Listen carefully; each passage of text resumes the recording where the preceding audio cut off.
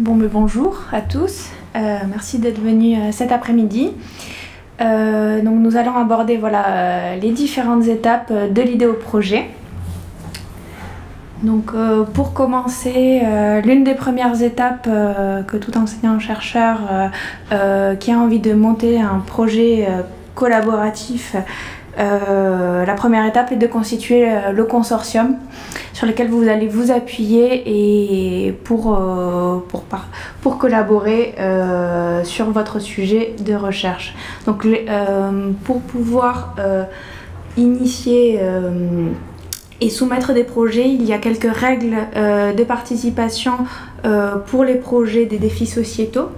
La première, c'est que toute entité légale peut participer, autant des entreprises que des académiques. Il vous suffit pour cela d'avoir au minimum 3 entités légales de 3 pays membres ou États associés différents. Donc sur la carte, vous pourrez voir en vert les pays membres et en violet les États associés différents sur lesquels vous pouvez les impliquer dans votre programme, dans votre projet collaboratif. Ces entités légales issues de ces différents pays peuvent être financées dans le cadre d'Horizon 2020. Il faut noter que pour certains défis, notamment, je donne l'exemple du défi santé, mais les États-Unis peuvent être financés. Et également, se pose toujours la question, là je vais rapidement, je ne vais pas rentrer dans un débat, mais la question se pose régulièrement du cas spécifique de la Grande-Bretagne. Pour l'instant, en tout cas, la Grande-Bretagne peut participer au programme H2020 et jusqu'à décision ou débat peuvent être impliqués en tant que partenaires. En parallèle de ces entités, de ces États membres ou États associés, vous pouvez également impliquer des États tiers sur lesquels l'enveloppe budgétaire variera en fonction de si par exemple sur un appel à projet il y est spécifié que vous devez impliquer tel ou tel pays d'un État tiers, vous pourrez y associer un budget où leur participation est expressément prévue dans le programme de travail. Donc les clés peut-être d'un consortium performant, donc là ce sont des... On va vous donner quelques billes, mais donc l'objectif principal lorsque vous allez constituer votre consortium, il faut prendre en compte les objectifs de votre projet. L'idée est de former un consortium qui puisse répondre aux objectifs du call et du topic dans lequel vous répondez, et également chaque partenaire que vous allez impliquer dans votre projet, il va falloir démontrer qu'ils aient une motivation, qu'ils ont un rôle spécifique dans le projet et qu'ils apportent une réelle valeur ajoutée à votre projet. Par exemple, si vous avez une entreprise impliquée en France avec une telle expertise, vous allez rechercher sur tel partenaire, un partenaire par exemple italien, qui sera un académique avec une expertise complémentaire. On cherche au sein du consortium à avoir un rôle spécifique à chacun et la complémentarité entre les différents membres qui composent ce consortium. L'idée également, c'est d'avoir une approche interdisciplinaire. Donc il ne faut pas négliger le rôle des SHS dans les projets et essayer au maximum de pouvoir les inclure au sein de votre consortium. Et enfin, l'idée aussi, c'est d'avoir l'ensemble de la chaîne de valeur allant jusqu'aux usagers pour pouvoir impliquer par exemple sur un projet de transport, pourquoi pas impliquer une association représentant les usagers au sein de votre consortium pour qu'ils puissent vous faire des feedbacks lors des activités que vous mènerez dans votre projet. Il est également essentiel, enfin important en tout cas, de veiller à avoir un équilibre géographique et ne pas négliger les nouveaux États membres ni les pays candidats. Donc voilà, bon, là j'ai un peu débordé sur la seconde slide. Donc une mise en avant d'une implication des acteurs du milieu économique. Il est essentiel, voilà, de pouvoir, étant donné qu'on veut démontrer aussi l'implication de la chaîne de valeur de l'ensemble des acteurs. Donc valoriser les PME, les grandes entreprises, le monde associatif, le monde politique également. Et une distribution, cette répartition et le rôle que vous donnerez également à l'ensemble de vos partenaires doit être équilibré, et cela se traduit également sur une distribution équilibrée des rôles mais aussi des financements. Il faut être également vigilant lorsque vous allez constituer votre consortium à répondre bien aux topics et à l'appel, et être vigilant aux spécificités également de l'appel, notamment si on vous demande d'intégrer obligatoirement un pays ou s'il y a une maturité technologique imposée. Pour trouver ces partenaires, l'un des éléments, je pense que clé, est de vous appuyer sur les contacts que vous avez déjà. Vous travaillez déjà en collaboration avec des enseignants-chercheurs des pays différents, donc essayez de privilégier des partenaires que vous connaissez, sur lesquels vous pouvez avoir confiance aussi de partir sur un projet européen. Après, il est vrai que des fois, pour répondre à certains appels, il va falloir rechercher des partenaires pour pouvoir coller au maximum aux attentes de votre appel. Donc pour cela, vous pouvez utiliser différents canaux, notamment utiliser les réseaux spécifiques sur les projets européens. Il existe, voilà, des réseaux thématiques à l'échelle européenne, tels que par exemple en environnement, le Network Regional Government for Sustainability Development.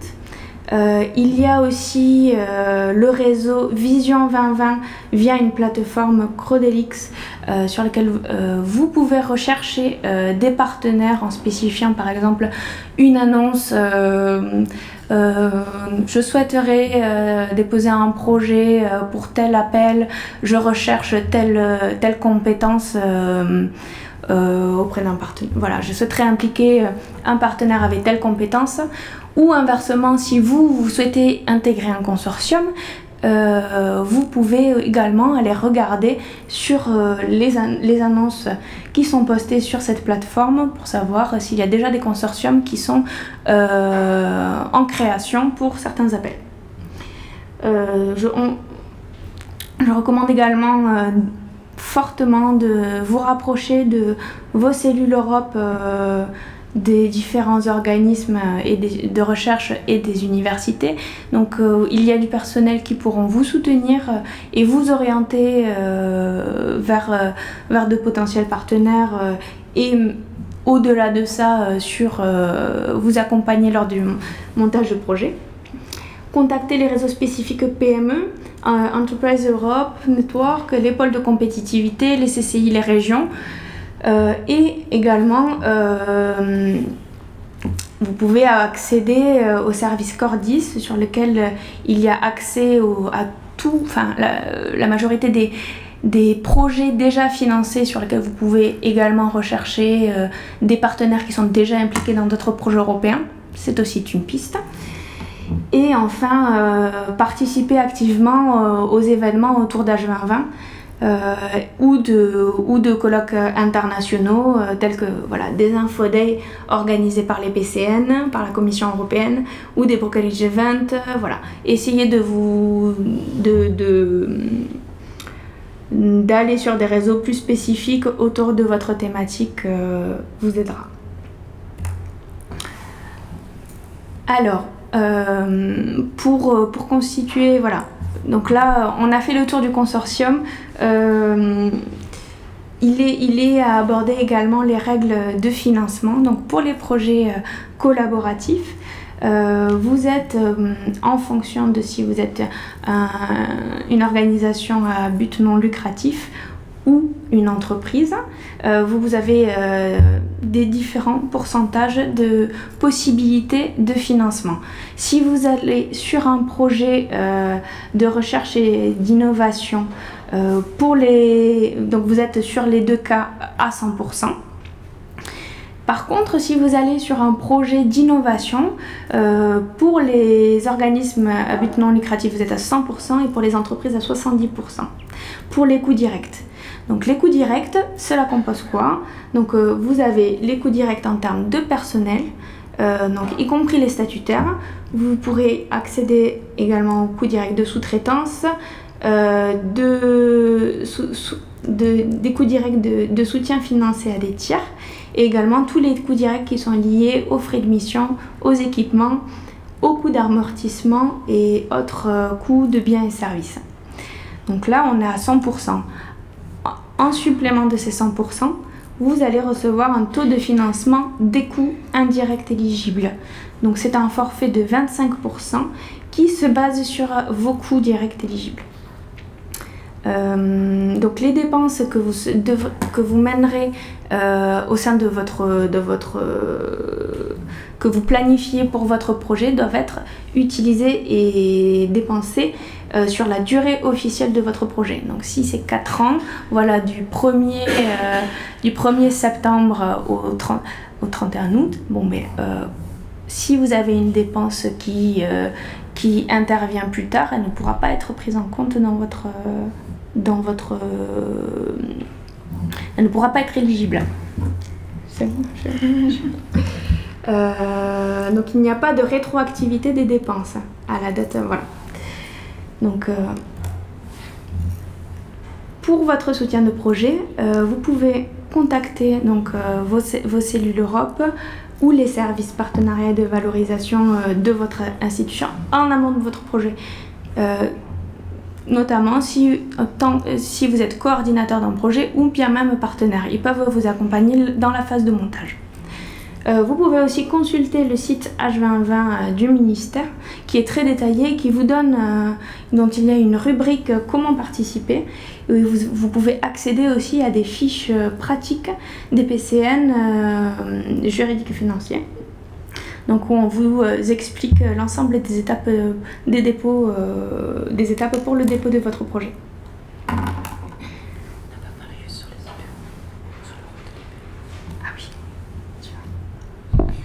Peut-être que ce sera intéressant pour vous de vous décrire un peu le rôle des ingénieurs projets européens, parce que je crois qu'on l'a pas fait non plus ce matin. L'idée d'un ingénieur projet européen, c'est de vous accompagner pour la phase de montage, de soumission, de négociation, jusqu'au lancement de votre projet. Donc c'est important de faire votre demande auprès du service valorisation ou la cellule Europe en amont dès que vous avez l'idée de votre projet, parce qu'on va être là pour vous accompagner sur la définition du consortium, mais aussi sur la rédaction de votre proposition. Et puis comme je disais, après tout au long du projet, même une fois qu'il est soumis. Donc n'attendez pas le dernier moment, vous pouvez nous contacter 5-6 mois à l'avance, on sera là pour répondre à vos questions. Merci. Donc la prochaine question, c'est dois-je soumettre mon projet? Alors ça reprend un peu ce que disait Émilie Domanico ce matin. Est-ce que mon projet répond bien à l'appel d'offres? Vérifiez auprès de vos services support et des PCN si vous rentrez bien dans l'appel. Sinon, ça ne sert à rien d'y aller, vous allez vous user pendant 5 mois et à la fin, vous aurez un échec. Est-ce que j'ai le bon partenariat? Donc notamment, aller à la rencontre de ceux qui viennent vous présenter Aude sur les sites, poster des annonces, etc. Allez notamment aussi aux brokerage events qui sont organisés par la commission. Ça peut vous aider à rencontrer des partenaires possibles. Est-ce qu'il y a des projets similaires qui ont déjà été financés? La commission ne finance pas 2 fois la même chose. Donc avant de vous lancer dans votre projet, faites une veille, notamment sur le site Cordis de la commission qui recense l'ensemble des projets financés. C'est une source importante. Et quels sont mes concurrents potentiels? Alors des fois, vous le savez, au sein de votre réseau, là c'est plutôt vous en tant que chercheur qui êtes à même de dire si oui ou non vous avez des concurrents et qui ils peuvent être. Assister, oui, donc les brokerage events et aussi les workshops organisés par la Commission européenne, parce que souvent il y a les project officers qui sont là, et si vous avez la chance de les rencontrer, vous pouvez leur parler de votre projet, et eux, s'ils sont disponibles, vont pouvoir vous dire si oui ou non il y a une chance d'y aller, d'être financé. Donc c'est important. On peut passer à la suivante, merci. Une fois que vous lancez votre projet, surtout, alors c'est votre projet, si vous êtes coordinateur, oui, moi je me place dans une position où vous êtes coordinateur de projet parce que l'IPE au CNRS n'accompagne que les coordinateurs de projet. Voilà. Donc si c'est votre projet, pensez à protéger les idées de ce projet en question. Demandez au service partenariat et valorisation de mettre en place une letter of understanding ou un memorandum of understanding qui a deux intérêts. La première, c'est donc protéger les informations que vous allez échanger avec votre consortium. Et la seconde, c'est que en tant que coordinateur, quand vous soumettez le projet, vous cochez une petite case qui dit que vous avez l'aval de l'ensemble de vos partenariats, pour participer au projet. Dans ces loups ou ces mous, il y a une phrase qui stipule que le partenaire vous donne mandat pour participer au projet en leur nom. Donc c'est très important. Ne négligez pas ça. Et si jamais vous organisez une réunion de consortium, ce qu'on vous engage à faire, sollicitez encore une fois votre service partenariat pour mettre en place un NDA, un accord de secret. C'est pas infaisable, même à 30 partenaires, on arrive à mettre en place quelque chose si on s'y prend suffisamment à l'avance. Mais c'est très important. Soumettre son projet, donc c'est quelque chose de... Là, on va prendre le détail de toute la proposition. Donc de ce qui se passe en ligne, ce qui se passe sur la version Word. Donc là, je vous ai mis le lien vers ECAS. Il faut d'abord créer votre projet sur ECAS. Si vous n'avez pas de compte, vous créez un compte, c'est pas compliqué. Et ensuite, vous pouvez aller directement créer un projet. Pour ce faire, vous allez avoir besoin d'un code d'identification de votre établissement. Donc il faut que vous sachiez qui est le gestionnaire de votre établissement. Est-ce que c'est l'université? Est-ce que c'est un institut de recherche? Pour ça, il faut que vous informiez votre service de rattachement, le service partenariat et valorisation de votre établissement. Et comme ça, nous, on est au courant de suite et on peut vous aider de la manière la plus facile possible. La proposition est composée de deux parties. La partie A qui est la composition administrative du projet, qui se renseigne entièrement en ligne, et la partie B qui est sous deux sections, la section 1.3 qui est vraiment l'excellence scientifique du projet, et la section 4.5 qui va être la présentation des partenaires et de la partie éthique. Et vous faites une soumission exclusivement en ligne. Certains nous posent encore la question, il n'y a pas de papier à envoyer, il n'y a pas de signature à la main, tout se fait exclusivement en ligne, vous gagnez du temps. Donc ce qui est important, on ne va pas tout regarder, mais ce qui est important sur la partie A, donc ce que vous rentrez en ligne dans l'application ECAS, c'est donc l'acronyme de votre projet, le titre de votre projet. Faites en sorte que votre titre soit parlant, quand même qu'on y retrouve 2-3 mots-clés du projet. Ce qui importe, c'est les keywords et les free keywords. Pensez bien que ces mots-clés-là, alors certains, les keywords, ils sont déjà fléchés, il y a déjà une liste présélectionnée, mais vous avez la possibilité de rentrer dans free keywords les mots-clés qui vous concernent davantage, et ça va orienter le choix des experts évaluateurs. Donc c'est extrêmement important, et c'est la même chose au niveau du résumé. Ne négligez pas votre résumé, ne le faites pas 1 heure avant de soumettre le projet, parce que vraiment ça va avoir un impact. Ensuite, il y a une deuxième partie, toujours en ligne, sur la partie A, donc les informations administratives, qui nécessite de récupérer tous les codes PIC, donc les codes d'identification des établissements partenaires. Donc ça peut être un travail assez ennuyeux et assez lourd à gérer, parce qu'il faut courir après les partenaires pour trouver des informations, d'où l'intérêt d'avoir un ingénieur projet qui vous accompagne, parce que c'est en général une partie que nous faisons. Vous avez une partie budget, on ne vous demande pas d'expliquer le budget, mais juste de renseigner les chiffres. Alors je reprendrai après tout à l'heure, mais il faut que ces chiffres-là qui soient dans la partie administrative de la proposition soient les mêmes que dans la partie scientifique. Ensuite, vous renseignez la section éthique qui est extrêmement importante. Elle ne sera pas évaluée elle ne comptera pas dans la note d'évaluation de votre projet. En revanche, si votre projet est sélectionné et qu'il y a des points éthiques qui ne sont pas clairs, les experts de la partie éthique vont vous demander de clarifier tous ces points, d'apporter des documents, des numéros de licence, etc. Et tant qu'ils n'auront pas tout, ils bloqueront la signature du Grant Agreement, ce qui peut donc retarder de fait le commencement de votre projet. Donc si vous êtes pressé, pensez à bien remplir la section éthique. Ça, c'est aussi une partie que vous voyez en général avec votre service partenariat et valorisation, puisqu'on regarde ensemble en détail la proposition. Donc on se pose les bonnes questions. Et la partie éthique, c'est pas uniquement pour la santé, il y a aussi tout un volet sur l'environnement et tout un volet sur les pays tiers. Et enfin, le point 5 sur Cool Specific Questions, donc ce sera différent évidemment en fonction de chaque call. Ce qu'on retrouve systématiquement, c'est l'open data, c'est ce qui vous sera détaillé un peu plus tard dans l'après-midi. Donc je ne vais pas revenir dessus. Alors le canevas de la proposition, il faut surtout le respecter. Prenez pas de liberté en rajoutant des titres, des sous-parties. Il faut répondre à tous les points qui vous sont demandés. Si on vous dit 70 pages, la plupart des projets en RIA, c'est 70 pages. Certains projets infrastructure vont jusqu'à 100 et après on a les projets plus petits, les ITN à 30 pages et les FET Open à 15. Mais la majorité c'est 70 pages. N'essayez pas de soumettre 61 pages, ça ne passera pas. Donc il y a un petit jeu à la fin pour arriver à faire entrer toutes les idées dans 70 pages avec la mise en page. Respectez bien toute la typologie, l'écriture, tout ce qu'on vous demande. Mettez-vous à la place, c'est ce que disait ce matin le collègue chercheur qui a fait les évaluations, mettez-vous à la place de l'expert, il n'a pas envie de lire 70 pages d'écriture. Donc proposez des tableaux, des schémas, des graphiques, des photos, enfin ce qui est pertinent dans le cadre de votre projet. Également surlignez, encadrez, mettez en gras des parties qui sont essentielles. Notamment, souvent l'objectif principal de votre projet, vous l'encadrez, vous faites quelque chose pour que l'expert de suite sur la première page, il voit de quoi il en retourne.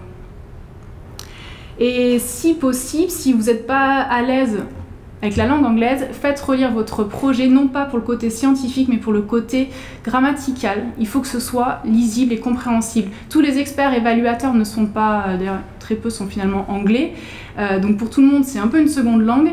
Il faut donc que ce soit facile d'accès pour tous. La partie 1, donc c'est sur l'excellence. Le premier point, c'est donc les objectifs. Montrer l'objectif général de votre projet. Et c'est aussi la première approche de l'expert. Il a lu votre résumé et là, il arrive de suite sur les objectifs. Donc il faut que dans la première page, il sache de quoi il en retourne. C'est très très important. Et pensez à hiérarchiser vos objectifs. Vous pouvez avoir très bien un objectif principal et après, dessous, jusqu'à 3 sous-objectifs. Voilà, il faut penser aussi qu'il faut que ce soit accessible à des non-experts de la thématique. Que ce soit suffisamment compréhensible sans être trop général. Deuxième point, relation to the work program. Donc là, reprenez les mots-clés de l'appel. Finalement, cette partie, elle peut paraître assez simple, mais il faut quand même penser à s'assurer que vous reprenez bien les mêmes mots-clés et qu'on se retrouve avec l'appel. Concept, méthodologie et ambition. Mais là, répondez point par point, c'est ce que je disais tout à l'heure. Vous voyez, il y a une partie concept A avec 3 points, on doit retrouver les 3 points. N'essayez pas de tout mettre dans un seul paragraphe parce que les experts, s'ils ne voient pas où est la réponse à telle question, ils vont dire que le problème n'est pas traité. Et ça, après, on le retrouve sur les évaluations et on nous dit « Ah, bah tel sujet n'a pas été traité », alors qu'en fait, si, mais comme c'était confondu dans un autre sous-paragraphe, bah, du coup, ça passe, c'est pas forcément vu. Donc c'est dommage en fait, on perd des points bêtement en quelque sorte. Donc la référence au TRL dont on parlait ce matin, qui est très importante. La question du genre aussi, il faut tout le temps répondre à la question du genre. Le genre c'est pas uniquement, on peut le retrouver de 2 façons différentes, à la fois dans le management de votre projet. Voilà, les work package leaders, les task leaders, les responsables de comité. Faites une petite évaluation, est-ce qu'on a 40% de femmes, est-ce que c'est bien? Il y a des thématiques où c'est plus facile d'avoir des femmes que des hommes, on essaye de mettre ça en parallèle, dire oui, en effet dans notre domaine c'est difficile d'avoir des femmes, mais voilà, on a 8 recrutements, on va essayer de faire une parité sur le recrutement, ce genre de choses. Et puis après il y a aussi le genre dans le projet.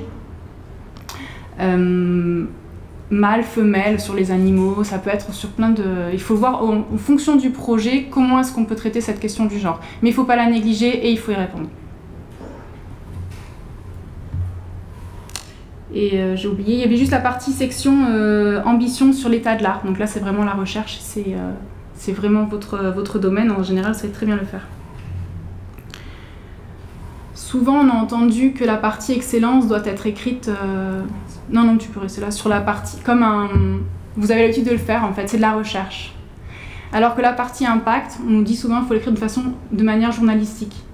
Parce qu'on est sur des faits, il faut que ce soit chiffré. Vous allez présenter votre projet sur notamment les traités qu'il peut y avoir en cours, les programmes blancs, les directives européennes, ce genre de choses.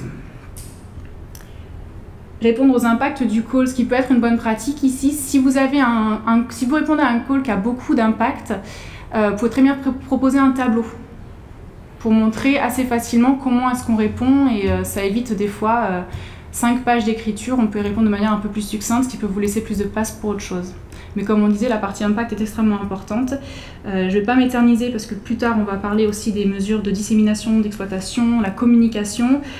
Pensez bien à proposer 2 plans bien définis, il faut que ce soit des livrables de votre projet et vous répondez bien aux questions, quoi, quand, où, quel public cible et que tout ça doit être étroitement lié à l'impact.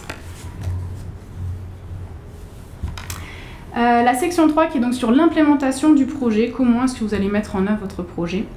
Donc vous présentez les work packages, tout ça est très codifié.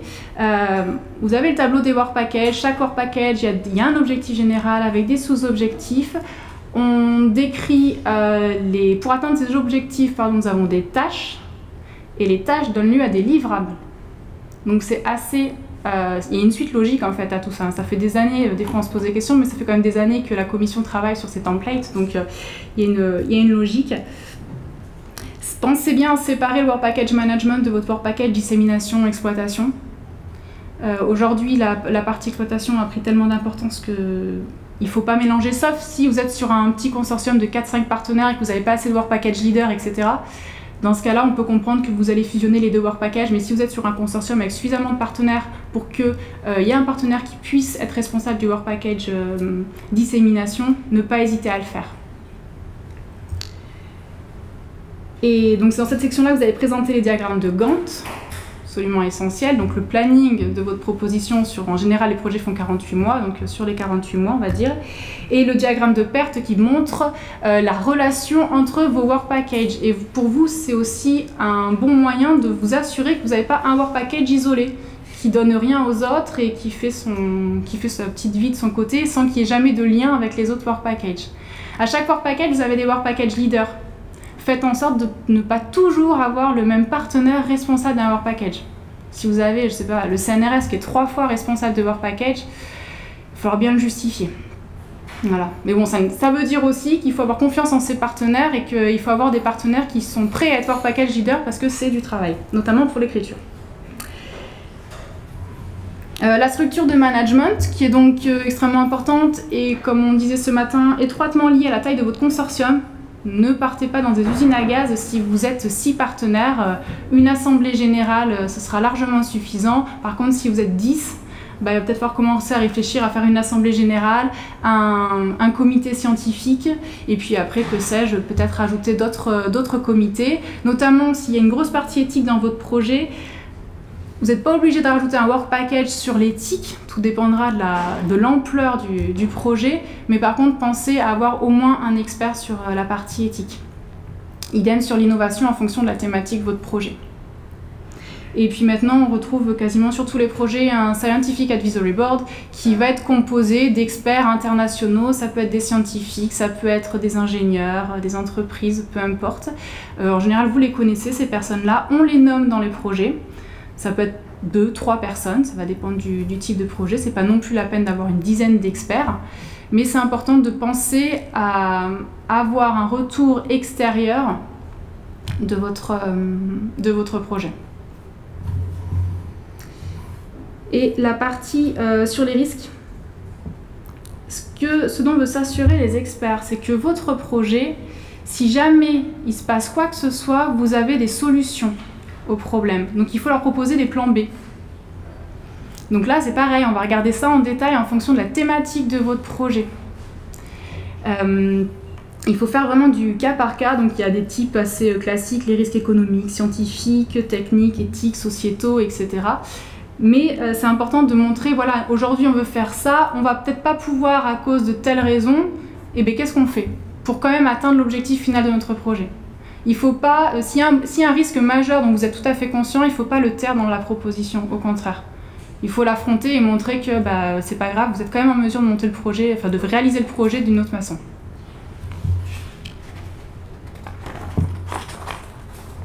Donc ça, on a déjà discuté ce matin avec Émilie, puis il n'y a pas longtemps avec Aude, donc je ne vais pas trop revenir dessus. Consortium as a whole, donc vous présentez votre consortium, quel est le rôle de chacun en termes de management, en termes d'implication dans les activités scientifiques, montrer que tout le monde est bien en lien, a bien sa place en fait dans le projet, qu'on n'est pas un copain qui est juste là parce qu'il est sympa. Et ce que vous pouvez faire en bonne pratique, c'est présenter un tableau des compétences. Voilà, avec les thématiques, chaque partenaire et qui fait quoi pour montrer que tout ça se recoupe parfaitement bien.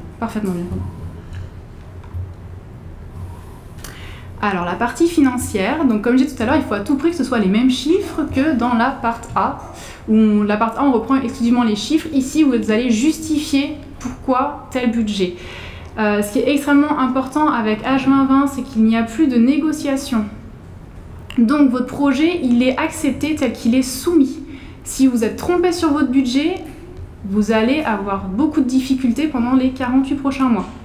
D'où l'importance de contacter vos services support très en avance pour qu'on puisse valider les budgets et puis s'assurer avec vous que tout ça fonctionne bien, que tous les coûts sont bien éligibles au programme et que d'une autre façon, vous n'avez pas sous-estimé votre budget parce que là, vous allez avoir des problèmes, ou d'une autre façon, surestimé le projet, parce que vous savez à quel point maintenant le programme est compétitif. Les experts sont tout à fait à même de dire « Oh bah celui-là, il nous a mis 300 000 € de trop, on n'a pas le budget pour, hop, retoquer ». Alors que peut-être si on avait ajusté le budget vraiment aux dépenses réelles, le projet aurait été financé. Donc ça joue vraiment sur l'évaluation de votre projet. Expliquer les écarts. On le voit aussi très souvent quand le partenaire qui est coordinateur a un budget supérieur aux autres, parce qu'il fait le management, souvent il fait aussi un peu la dissémination. Ça s'explique, ça se comprend, mais il faut quand même l'écrire, il faut quand même le justifier. Qui a aussi un lien avec la composition de votre partenariat, notamment par pays. Si vous avez trop de partenaires d'un même pays, vous risquez d'avoir une enveloppe budgétaire qui va aller vers ce pays, qui va être trop importante. Il n'y a rien d'écrit là-dessus, officiellement, mais officieusement, essayez de faire en sorte qu'aucun pays n'ait plus de 40% de votre budget global. Donc ça va aussi jouer sur la composition de votre partenariat.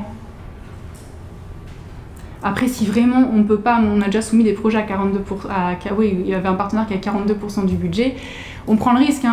Tout ça, il faut bien l'expliquer. S'il y a l'achat d'un gros équipement, je ne sais quoi, ça peut se justifier. Et si vous êtes coordinateur, pensez à budgéter un project manager du projet qui va vous accompagner pendant toute la durée du projet sur... déjà, on va commencer avec la signature du consortium agreement, et puis avec les relations avec les partenaires, les relations avec votre project officer, la phase de reporting qui est très dense, il sera là pour le faire. Donc pensez-y, c'est pas forcément quelqu'un qui va être à 100% sur le projet, mais voilà, il faut quand même budgéter un peu de temps. Ensuite, la partie 4... donc tout ça, la partie 1, 2, 3, vous êtes en page limitée. Maintenant, on va passer sur la partie 4, 5, qui là, il n'y a pas de nombre de pages, c'est une autre partie 4, 5 de la part B. Donc là, on vous demande de répondre à toutes ces questions, là, la description de chaque partenaire, le CV, la liste des 5 publications, etc. Proposez un tableau à tous vos partenaires, que chacun ait la même trame à remplir. Comme ça, les experts, quand ils cherchent une information sur un partenaire, ils savent où aller chercher l'info.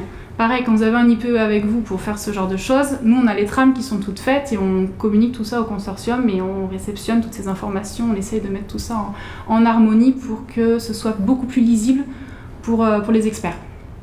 Mais c'est important. Aussi, quand on vous demande de décrire « Any significant infrastructure », ne présentez que ce qui est pertinent pour votre projet. Parce qu'après, on peut avoir des remarques des experts évaluateurs parce qu'ils ne comprennent pas pourquoi est-ce qu'on parle de telle infrastructure, ils ne le retrouvent pas dans le projet, et c'est du vécu, ce que je vous dis, alors finalement, ils en ont parlé parce qu'ils voulaient présenter tout ce qu'ils avaient dans leur laboratoire, alors qu'en fait, ça n'avait pas forcément un lien avec le projet. Donc c'est un peu dommage, après on négocie. Identifier le 4.2, donc les third parties, donc il faut identifier les tierces parties, donc dès maintenant, faites-le dès le montage, c'est beaucoup plus facile. Les tierces parties, il y en a de différentes sortes, il y a les tierces parties liées, donc vous connaissez dans le cadre de nos UMR, par exemple un laboratoire gestionnaire CNRS, mais qui a du personnel universitaire, du coup les universités vont être tierces parties liées au projet parce qu'on a du personnel universitaire qui participe au projet. Donc ça, il faut les identifier dès le montage du projet. Vous pourrez après, au moment de la négociation, de la signature, les rajouter, mais si jamais on les oublie, après on aura des difficultés. Donc pensez-y dès le montage. Et notamment avec votre service support qui, lui, va vous dire de suite, attention, vous avez un personnel INSERM, il faut qu'on qu'on les ajoute au partenariat. Après, vous avez les tierces parties sur la sous-traitance pour les budgets.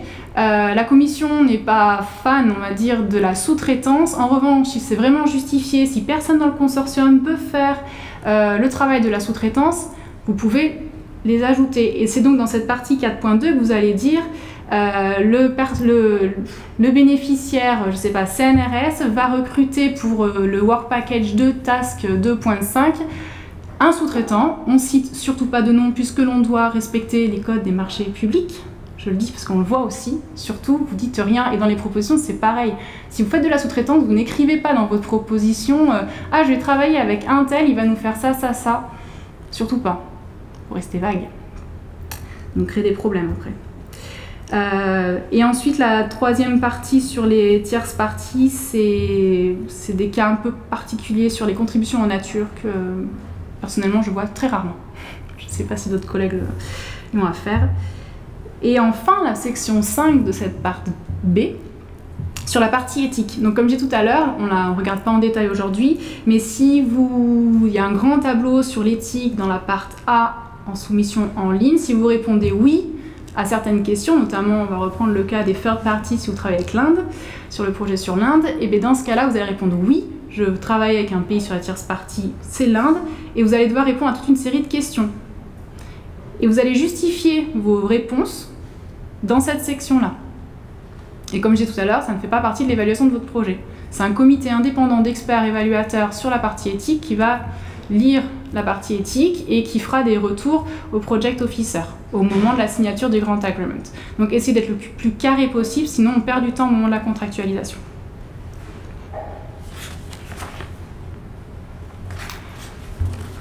Soumettre son projet. Donc comme je disais tout à l'heure, la soumission s'effectue complètement en ligne. Vous téléchargez la partie B dans l'application. Attention à la taille limite. Donc elle est spécifiée, hein, mais parfois avec les images, etc., ça peut être assez lourd. Comme je dis, ne soumettez pas 71 pages pour une page limite de 70 parce que votre projet ne pourra pas être soumis. Et vous avez aussi souvent la possibilité de présenter des annexes. Après, à charge à l'expert de regarder ou pas. Ils n'ont pas d'obligation de regarder les annexes. Un petit conseil, faites une soumission 24 heures à l'avance. En général, on arrive à le faire, c'est pas un problème. Même si on ne soumet pas quelque chose de vraiment finalisé, mettez quand même quelque chose dans la machine, on ne sait jamais. Et après, vous pouvez soumettre autant de fois le projet que vous le souhaitez, jusqu'à heure limite. Donc en général, c'est toujours à 17h, heure de Bruxelles. Donc les jours de deadline, on voit passer des dizaines de mails avec soumission d'un même projet. Donc jusqu'à 17h, vous pouvez y aller. Alors, toujours dans la peau d'un coordinateur, comment on prépare sa proposition? Juste 4 petits points.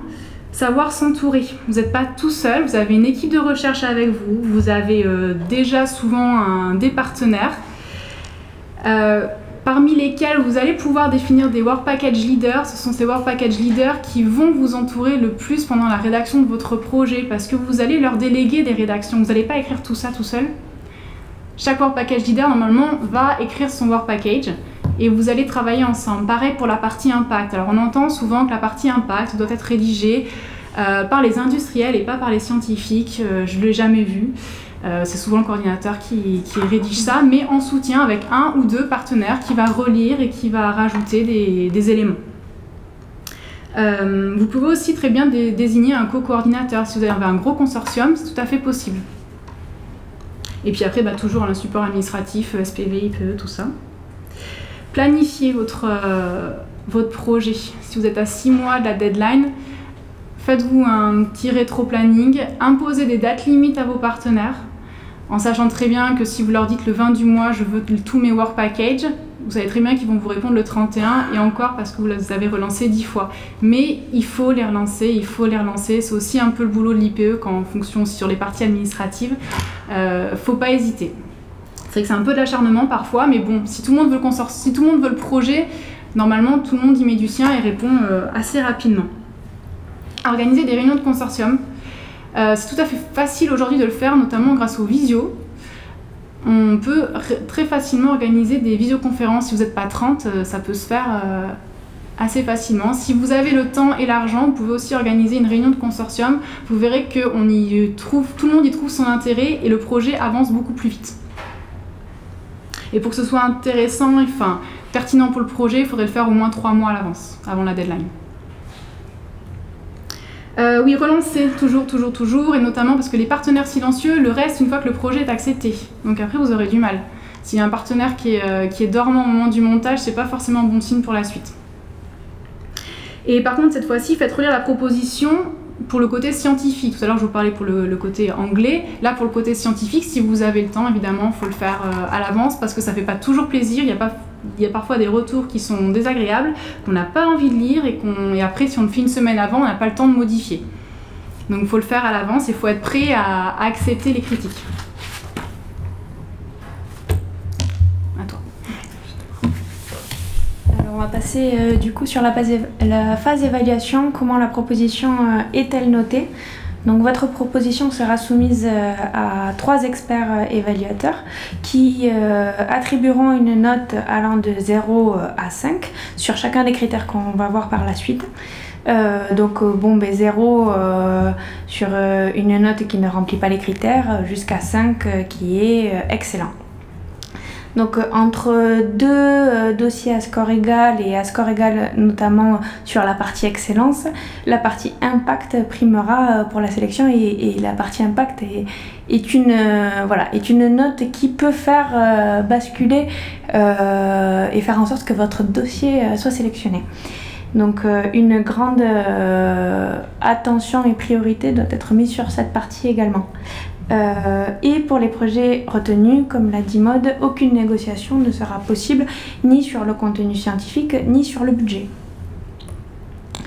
Donc pour vous donner le déroulement, donc vous avez la soumission, la phase d'admissibilité, l'éligibilité et l'évaluation.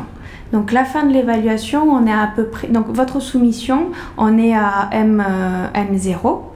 Et la fin de votre évaluation, on est à peu près à 5 mois plus tard. Entre 5 et 6 mois. Comment ? 5 mois max. Pardon. 5 mois maximum. En termes de... Sur la phase d'évaluation, voilà. Donc en fonction des mots-clés et des keywords que vous avez notifiés, comme l'a présenté Maud, vous sera attribué votre dossier, votre projet à certains experts évaluateurs de certains domaines. Donc à 3 experts évaluateurs qui évalueront dans une première phase, feront une lecture individuelle de votre dossier, donc soit chez eux ou soit sur place, soit à distance. À partir de ce moment-là, ils vont accorder une note à votre dossier. Il y aura des rapports d'évaluation individuels qui leur est demandé et sur lesquels ils devront soumettre. Puis, à partir de cette évaluation individuelle, ces 3 experts vont se réunir pour s'accorder sur une note générale entre tous, une nouvelle note. Donc cela fera sujet de discussion en fonction des experts et de l'expertise des experts. Il peut s'avérer que des fois ils sont plus ou moins d'accord, ils sont unanimes sur les notes, mais certaines fois il y a des écarts entre les notes et là il y a lieu à débat et à un consensus pour définir la nouvelle note consensuelle qu'ils accorderont à votre projet. S'en suivra du coup le rapport d'évaluation qui sera envoyé au candidat. Pour les dossiers qui ont eu 5 sur 5 dans chaque critère d'évaluation, donc on verra c'est une note sur 15, il y aura également des critères ultimes sur lesquels se baseront ces experts évaluateurs. Donc je vais l'aborder plus tard. Donc les 3 critères qui font partie en fait de votre dossier de candidature, section 1 excellence, section 2 impact, section 3 qualité de la mise en œuvre. Donc vous avez 3 critères qui sont notés sur 5.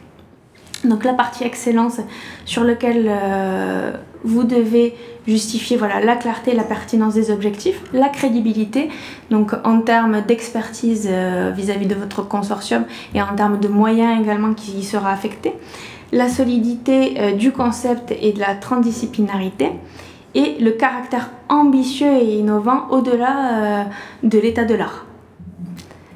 La partie impact qui est identifiée sur la pertinence de vos objectifs vis-à-vis du sujet des work packages, l'amélioration en termes d'innovation, le renforcement également de la compétitivité et de la croissance durable. Donc là, c'est vraiment démontrer que votre projet aura un impact sociétal et économique plus ou moyen long terme. Et l'exploitation et la dissémination des résultats. Sur la qualité de la mise en œuvre, là pour le coup sera évalué essentiellement la cohérence et l'efficacité du work plan et l'allocation des ressources. Donc là, comme l'a notifié Maud, qu'on ait un équilibre de répartition entre les partenaires, notamment sur les VP leaders,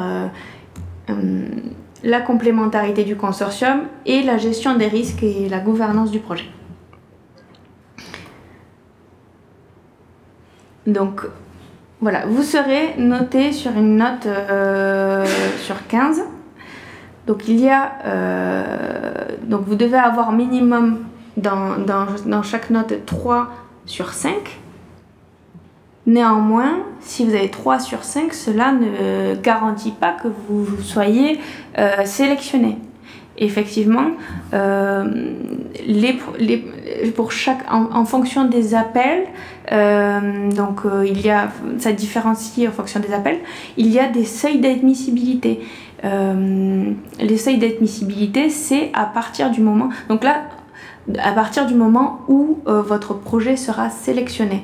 Donc, quel est le fonctionnement? Nous avons un budget général, les meilleurs projets avec les meilleures notes sont financés, et la Commission européenne finance jusqu'à utilisation complète de leur budget. Il se peut que sur certains appels, il faille avoir 14 sur 15 pour être financé. On est sur une compétitivité qui est avérée, et sur lequel avoir les seuils ne suffit pas. Il faut viser le 15 sur 15. Donc, s'il y a lieu de plusieurs projets qui ont 15 sur 15, il y a des critères ultimes qui rentrent en compte. Donc, parce que sur un projet sur lequel vous avez 5 partout, comment départager les projets? Donc vous avez 5 critères qui rentrent en compte. Donc savoir si vous répondez au maximum à la problématique de l'appel et au caractère multidisciplinaire. la meilleure note pour la partie impact, puis pour la partie excellence, puis impact. La partie impact, voilà, donc est très important pour faire la différence.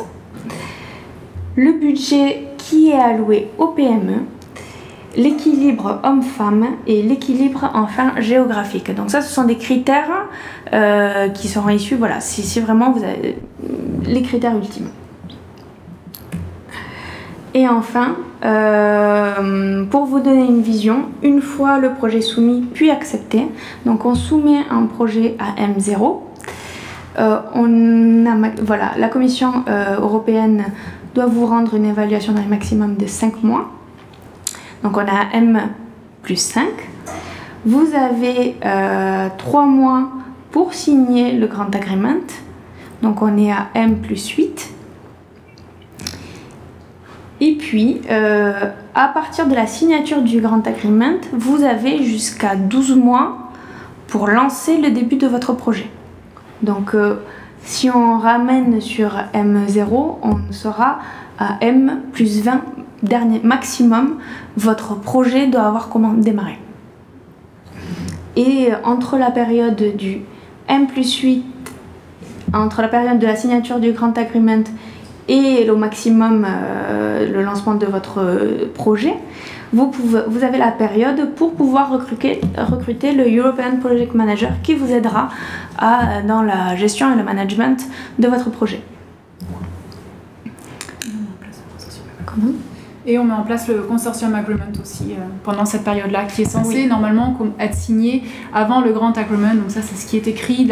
La pratique, c'est plutôt, on essaye de le signer avant le lancement du projet, mais ça arrive que les projets commencent et qu'on n'a toujours pas notre Consortium Agreement. Donc ça, c'est pas du tout une bonne pratique. Il faut qu'il soit mis en place au plus tard, le jour où le projet commence. Voilà. Bon, merci de votre attention. On peut peut-être passer à une phase questions-réponses si vous